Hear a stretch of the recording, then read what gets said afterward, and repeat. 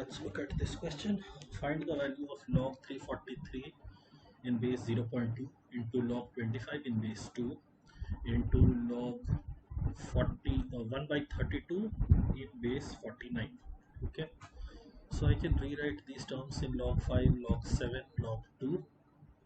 Okay, so I will get 3 log 7 by minus 1 log 5 from the first term into 2 log 5 by log 2 into minus 5 log 2 by 2 log 7. So the log portions will get cancelled out, no problem. And then this minus 1 and plus 5 would become positive.